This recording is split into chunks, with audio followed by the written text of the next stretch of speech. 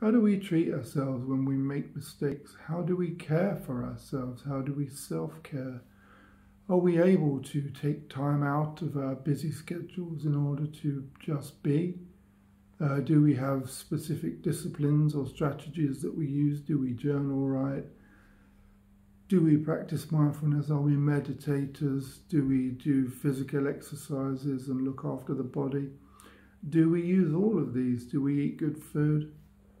Do we enjoy healthy relationships?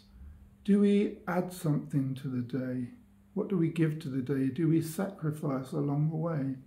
What do we offer to the experience of life that we know between birth and death?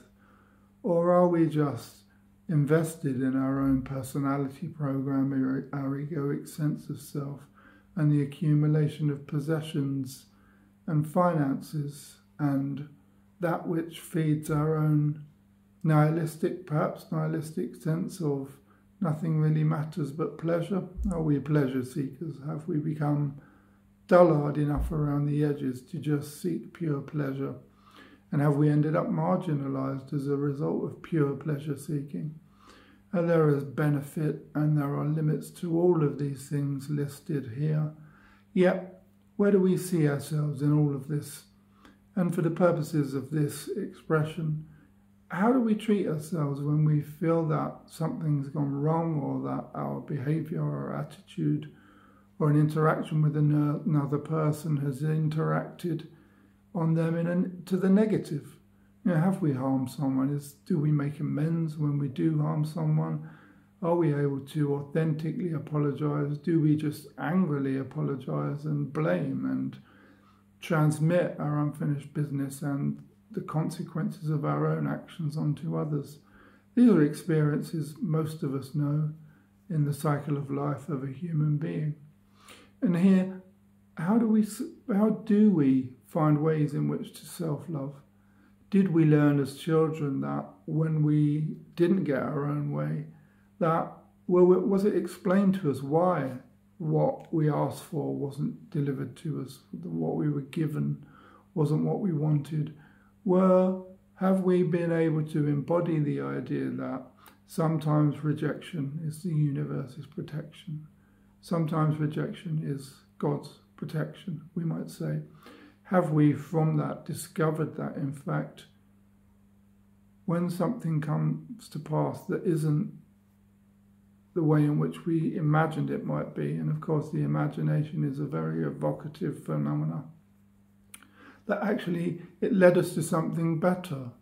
Did missing out on something lead us to a place far superior than anything we could have imagined on our own resources? This isn't uncommon, of course. Is it not obvious to us that the universe is constantly fabricating and modulating and spontaneously erupting in a way which sees us have the best of what it has to offer in the moment? Is the moment for us always full of the richness that life has to offer us on its own terms? Or do we still propose of a will to fashion life in the way that we can?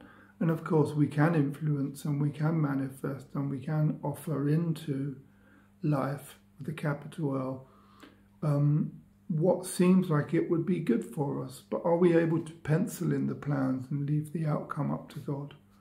Are we a pencil in God's hands, or are we the God, or are we the actioner and the agent of the way in which our life has manifest and appears for us and is going? And in that, do we take responsibility when things don't work out, or it doesn't work out as we had planned? Are we able to let go of our plans? Are we able to put plans in place and then similarly let the outcomes be that which they choose to be? And how do we look after ourselves when things are difficult and tough? Or do we self-medicate with food, substances, relationships, behaviours and attitudes? And all of this is all fine, and all that we do is all fine. And are we able to integrate that sense that everything belongs in the end and that everything is a teacher and be a teacher?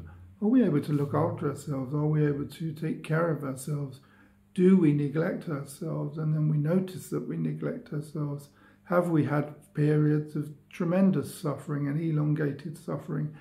And has there been consequences to that? Are we experiencing life in its fullest between the parameters of abject misery and despair and ecstatic joyfulness and moments of unyielding peak experience? Do we know ecstasy? Do we know misery? All of this and much, much more out of this spontaneous expression of the human experience goes to make up the human dance, the human waltz. And in knowing both ends of this parameter and everything in between, are we then able to see with wisdom that we have been truly blessed, that we are rich beyond mere financial means? Are we able to see how God comes to us disguised as our very lives, in the very ordinariness of the washing up or hanging the washing on the line or the cutting of the carrot? We are able to know the most profound sense of being that there is. Are we institutionalized yet absolutely free? Think Nelson Mandela. Are we able to know enduring, radical, unparalleled mental, psychological, emotional, spiritual, social, political and economic freedom when we have no possessions at all? Are we, like the Christ character in the Christ stories, a homeless, liberated, free, possessionless person living simply, talking about how it is to feel that free and to be unattached in the way that Christ is, in the way that Buddha is, having known material success somewhat and having known material gain and wealth and found ourselves wanting in that, as many of our modern materially successful people do find that it still doesn't satisfy. Where do we find satisfaction, and how do we look after ourselves when we feel unsatisfied? You know, sometimes us human beings, we make hard going of life, and sometimes life is hard going, and so it is.